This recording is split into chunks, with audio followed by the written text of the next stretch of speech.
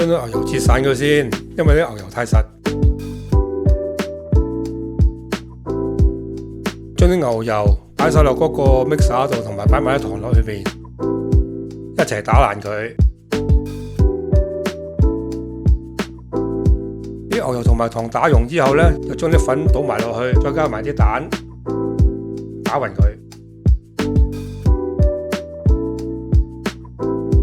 咁呢就倒佢出嚟，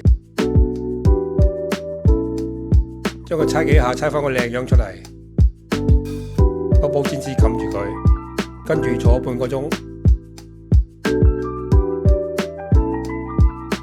將佢碌扁，碌到好似 iPhone 咁上下薄。攞個同個天級咁上下大嘅吸帽，將啲皮吸出嚟，將塊皮撳入個天級裏邊，然後靠住個天級個邊呢，將塊皮慢慢攣上嚟，好似個畫面咁。皮陣啊！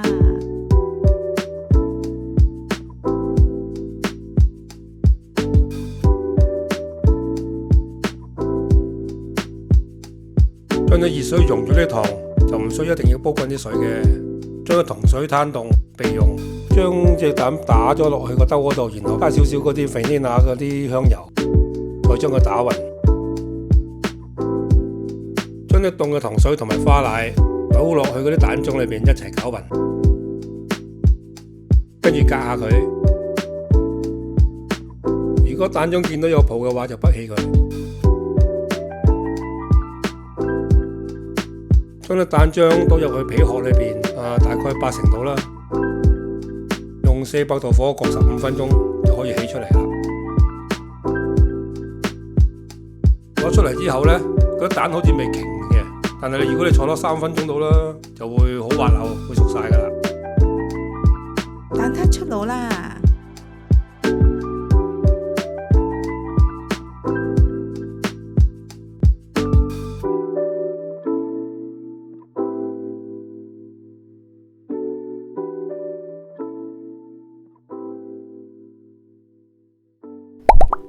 多謝收睇，